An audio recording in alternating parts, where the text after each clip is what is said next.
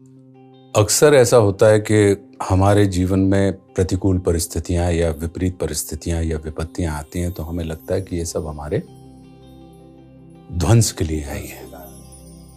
लेकिन श्रद्धेय दिनकर जी ने रश्मि रथी में इन विपत्तियों को इतने अद्भुत तरीके से वर्णन किया है कि ये विपत्तियां वस्तुतः आपकी संपत्ति भी हो सकती है यदि आपके चरित्र के अंदर दृढ़ता हो और आपके अंदर विश्वास की एक लहर हो। और बहुत अच्छा उन्होंने वर्णन किया है कि पांडवों ने जब अपना अज्ञातवास पूरा कर लिया, सारी शर्तें पूरी कर ली, तो पांडव आते हैं और न्यायोचित तरीके से वो कहते हैं कि भाई आपने ये कहा था कि अब आधा राज्य हमें हमारा वापस कर दीजिए। लेकिन उनके आधे राज्य की तमाम पेशकश जो कुछ भी उनकी तरफ से होती है उसको कौरव सिरे से खारिज कर देते हैं और कह देते हैं कि भाई हम आपको नहीं देंगे। लेकिन जो सृजनशील चित्त के लोग होते हैं वो भले ही अपने ऊपर कितनी ही विपत्तियों को झेल लें, उनके मन में ये इच्छा होती है कि अंतिम प्रयास हमें विपत्ति से भले ही हमने झेली हो लेकिन हमारे किसी प्रयास से संसार विपत्ति का भागी ना बने, तो इसके लिए वो शांति की गुहार करते हैं। अब इसमें देखिए अब कितना अद्भुत है कि जो जगत का दाता है वो स्वयं, अगर आप उस जगत के दाता के प्रति पूर्ण निष्ठा पूर्ण प्रेम से भरे हुए हैं तो जगत का दाता जगदीश्वर जो है वो आपके लिए दूत भी बनने के लिए तैयार हो जाता है। और परमात्मा श्री कृष्ण, लीला पुरुषोत्तम श्री कृष्ण पांडवों के दूत बन के जाते हैं। लेकिन उसके पहले की जो पृष्ठभूमि है उसका इतना अद्भुत वर्णन रश्मि रथी में श्रद्धेय दिनकर जी ने किया है कि वो कहते हैं कि हो गया पूर्ण अज्ञातवास, पांडव लौटे वन से साहस। हो गया पूर्ण अज्ञातवास, पांडव लौटे वन से साहस। पावक में कनक सदृश तप कर वीरत्व लिए कुछ और प्रखर, नस नस में तेज प्रवाह लिए कुछ और नया उत्साह लिए। सच है विपत्ति जब आती है कायर को ही दहलाती है। वो विपत्तियों में आप निरंतर, अक्सर विपत्तियां जब आती हैं तो हम और आप जैसे सामान्य लोग क्या होता है कि हम अपने कर्म से विमुख हो जाते हैं, उद्योग से विमुख हो जाते हैं।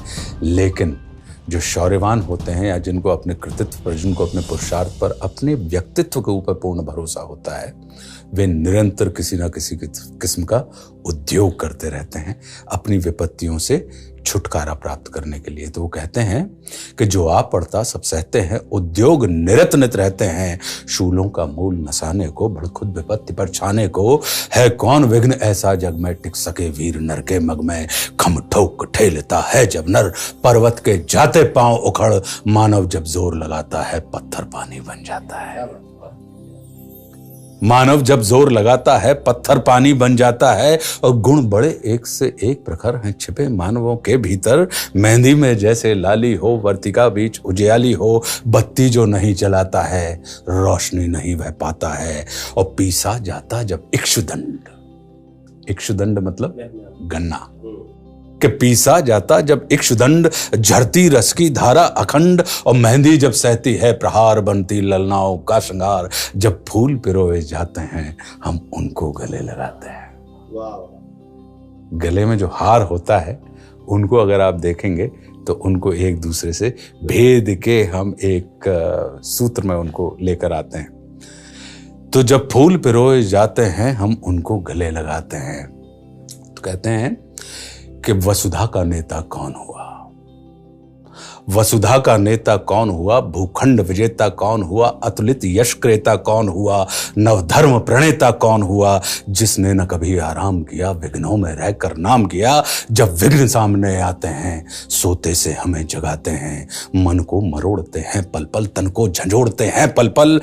सतपथ की ओर लगाकर ही जाते हैं हमें जगा कर ही। विघ्नों की वो गुणवत्ता बता रहे हैं कि वो क्या करते हैं। सामान्य मनुष्य को तो वो तोड़ देते हैं, लेकिन जो उत्तम मनुष्य होते हैं, उत्तम प्रकृति के होते हैं उनको वो सतपथ की ओर लगा कर जाते हैं।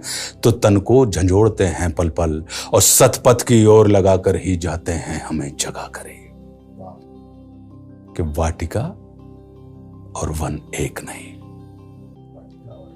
दोनों जगह आप देखेंगे कि वहां पे पुष्प होते हैं, पेड़ होते हैं, वृक्ष होते हैं, तमाम चीजें होती हैं। वाटिका में भी होती हैं, मतलब गार्डन में, और जंगल में भी होती हैं।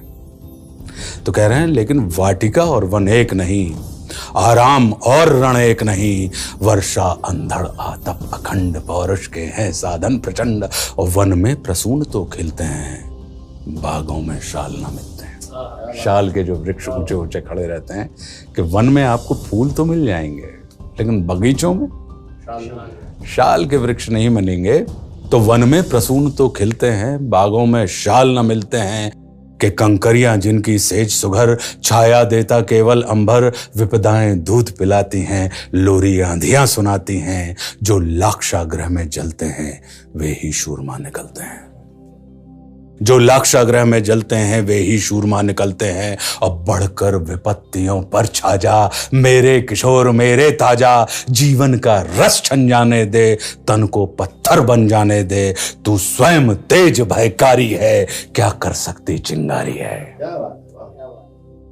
और वर्षों तक वन में घूम घूम, बाधा विघ्नों को चूम चूम। सह धूप घाम पानी पत्थर, पांडव आए कुछ और निखर। सौभाग्य न सब दिन सोता है, देखें आगे क्या होता है।